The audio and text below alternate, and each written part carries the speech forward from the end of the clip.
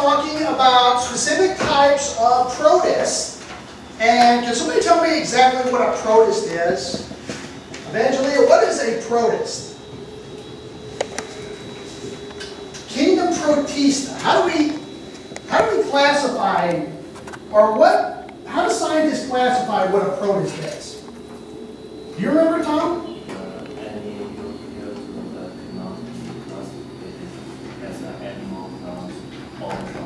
Right.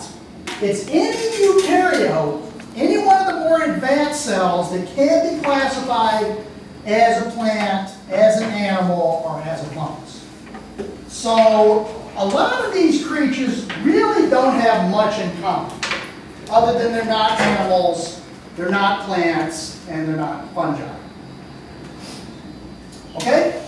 Now there are 3 divisions of protists that we know about. Protozoa,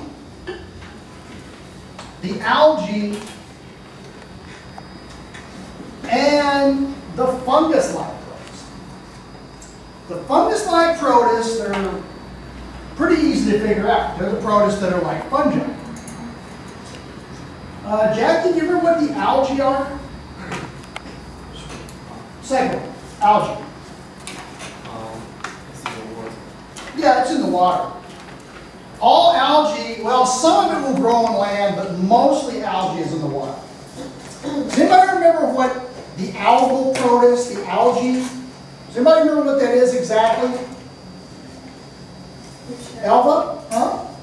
Which actually like nuts. Yes. Algae are the plant-like protists. They are autotrophic. They can do photosynthesis like plants. What about the protozoa?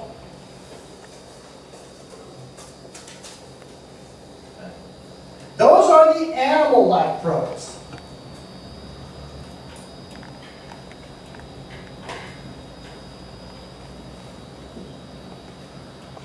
And this is what we're talking about today. We were talking about this last period, and we're going to continue talking about this today. We're talking about the animal-like protists. Week after next, we'll be talking about the algae. But for this week, we're all about the protozoa. And there are basically 4 types of protozoa we're going to be talking about.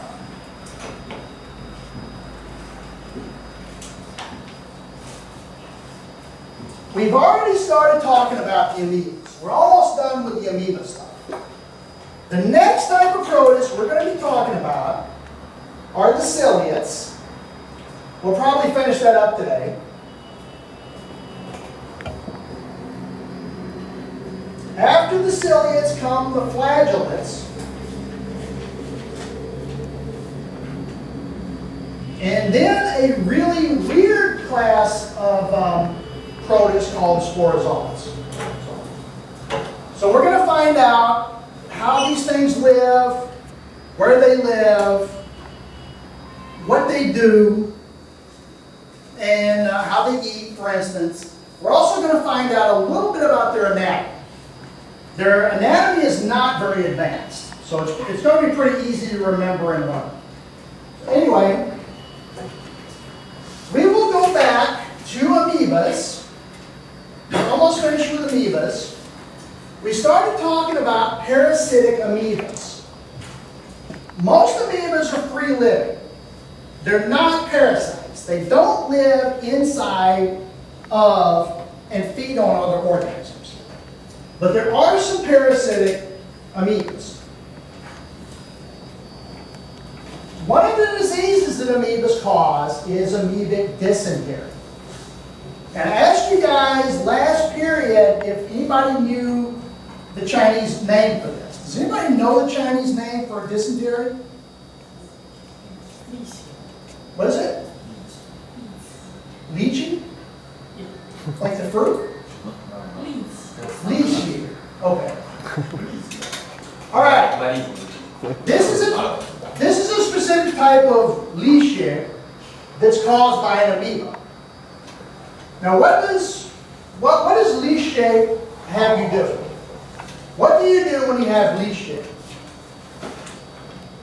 Mikey, do you know? When you have this disease, where will you spend most of your time? Well, Tom knows. Diarrhea. It's a diarrheal disease. You're going to spend most of your time around the toilet.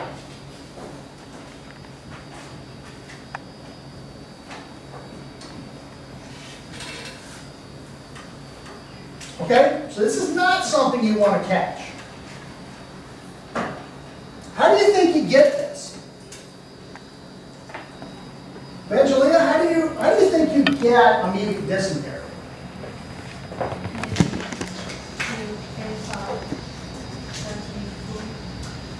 Yeah, it could be. It's mostly drinking dirty water. That's where you get it from. So this is mostly a contaminated water.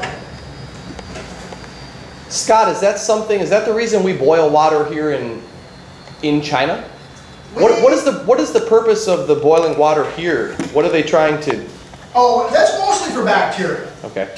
I don't think somebody as large as an amoeba would get through the filtering system, but bacteria might. Okay. That's mostly what that's for. So if we were to drink water directly from the tap here, I mean, I don't want to do that, but what kind of illness would I mean, it would be diarrhea or vomiting? You could get some kind of dysentery, yeah. Oh. It'd be bacteria, but probably not amoeba. All right. One of the nastiest amoeba diseases is caused by this particular amoeba. This is Naegleria. And it has a really scary name, or nickname. Naegleria is known as the brain-eating amoeba. Wendy, does that sound scary to you? Brain-eating amoeba? What do you think about this, Ivy? Is that frightening? It does exactly what the name describes.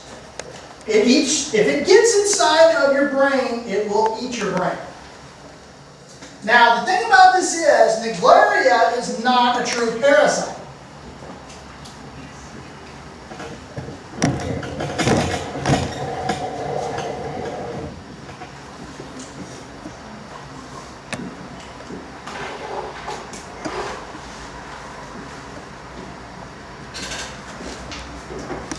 Naegleria only gets inside of your brain by accident.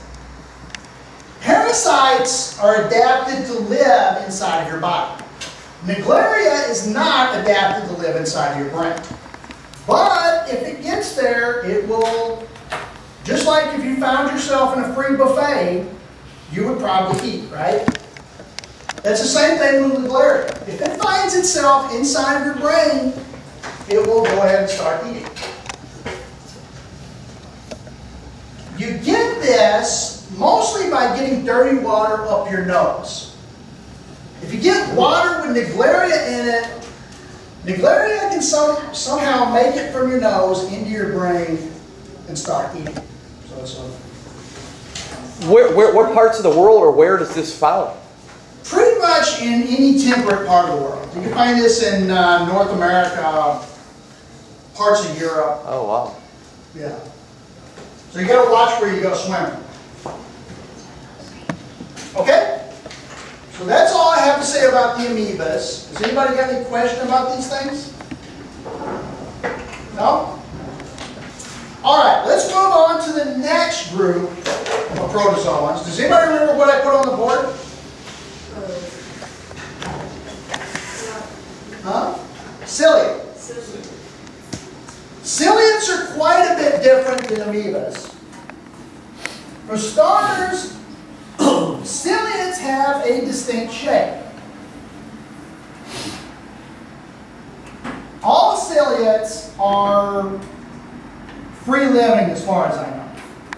There are no parasitic or symbiotic ciliates. Ciliates have a distinct shape.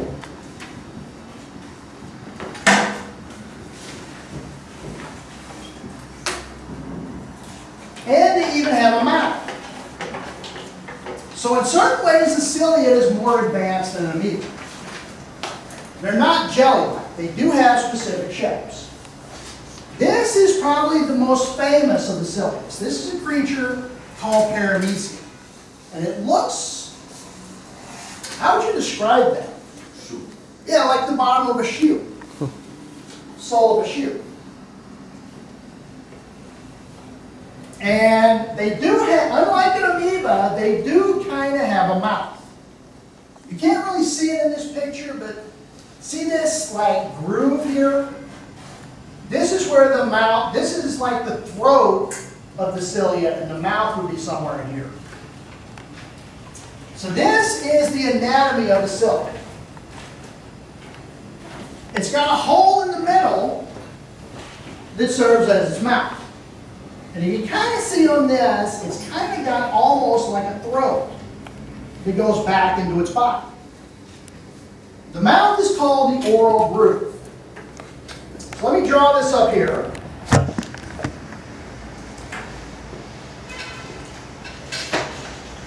Okay?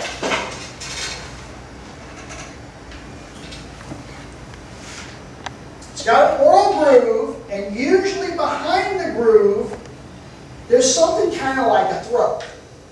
So, when the cilia eats food, the food goes back in the throat, but it really doesn't have a stomach or anything like that.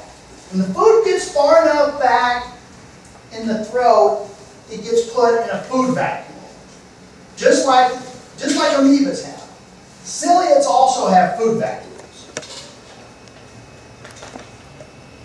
Okay? So that would be the food vacuole.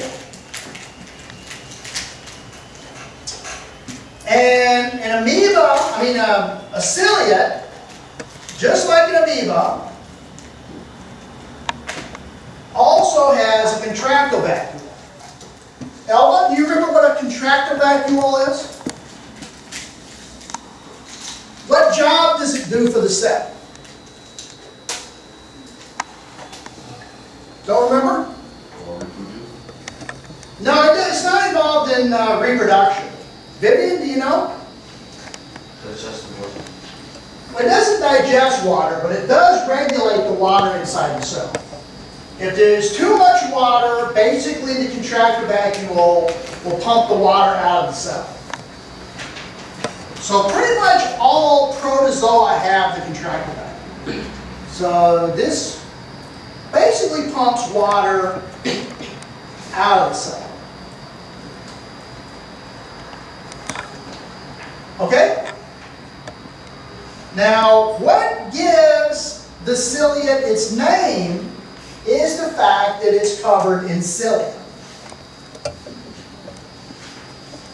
That's why we call it a ciliate. Does everybody remember cilia back when we were talking about bacteria? Some bacteria have cilia, some bacteria don't. Jared, do you remember what cilia are used for? You don't? No. They're used for swimming. That's mostly what ciliates use their cilia for. They're covered in little hairs, and the hairs move back and forth, and the little creature swims through the water. There are a few of them that use their cilia to feed with. They move their cilia like a little propeller, and it makes like a little whirlpool, and that sucks food down into the mouth of the cilia. But most of them do use their cilia for movement. All right? Now cilia, the nucleus of the cilia is pretty weird. This is the only creature that works like this. They have multiple nuclei. There's a lot of cells that have multiple nuclei, but this is very different. It's got a big nucleus, and then it's got a bunch of little nuclei. So it's got a macronucleus,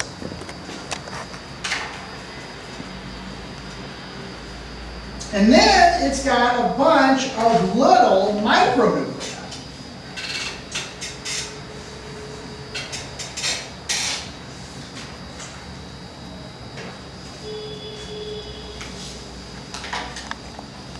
Okay, the difference between actually do most of the work.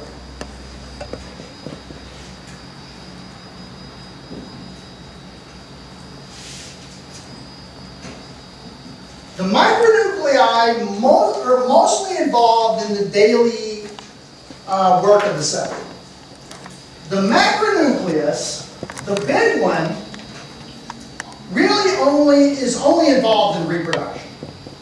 When